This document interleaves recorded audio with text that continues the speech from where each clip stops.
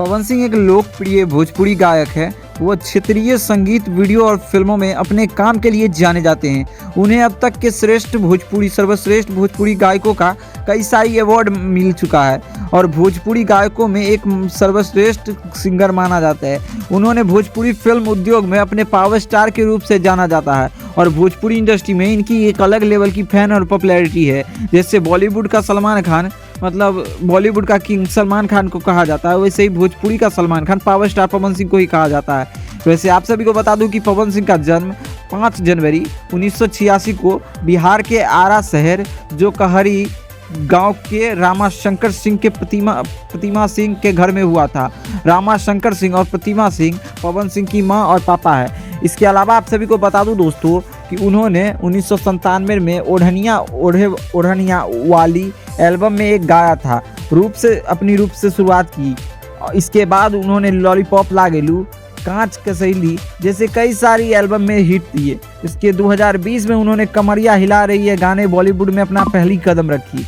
फिर उन्होंने 2007 में भोजपुरी फिल्म रंगली चुनरिया तोहरे नाम से अपना अभिनय की शुरुआत किया। हालांकि इनकी फिल्म मिलने में थोड़ी स्ट्रगल में टाइम लग रही थी, लेकिन इनके चाचा बहुत मजबूत थे और इनको पूरा ट्रेंड करने में पावर स्टार पवन सिंह के साथ ट्रेंड करने में इनके चाचा का बहुत बड़ा योगदान है। आजीवन पावर स्टार पवन सिंह मानते हैं कि मेरे जीवन में पूरा योगदान मेरे चाचा का ही है। अब बात करें दोस्तों फिल्म, उन्होंने रंगली चुनरिया तोहरे नाम के ये फिल्म मिलने में पावर स्टार पवन सिंह भूखे पेट भी सो जाते थे मुंबई में। पवन सिंह ने 2014 में सत्तारूढ़ भारतीय जनता पार्टी भाजपा में शामिल होकर राजनीति में प्रवेश किया। भाजपा ने उन्हें 2024 में आम चुनावों के लिए आसनसोल से लोकसभा क्षेत्र से नामांकित किया गया।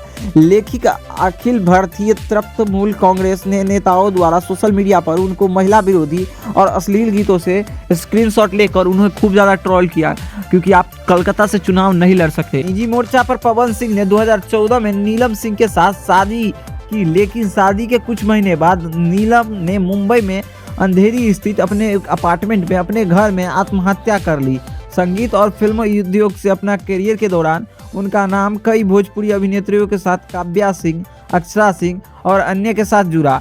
2018 में उन्होंने एक फैशन डिजाइनर के ज्योति सिंह से शादी की। दोस्तों ज्योति सिंह फैशन डिजाइनर थी जो कि मुंबई में पहले से ऑलमोस्ट रह रही थी। बाद में ज्योति सिंह अपने मानसिक रूप से प्रताड़ित करने के लिए उनके खिलाफ बलिया में पुलिस शिकायत दर्ज कराई।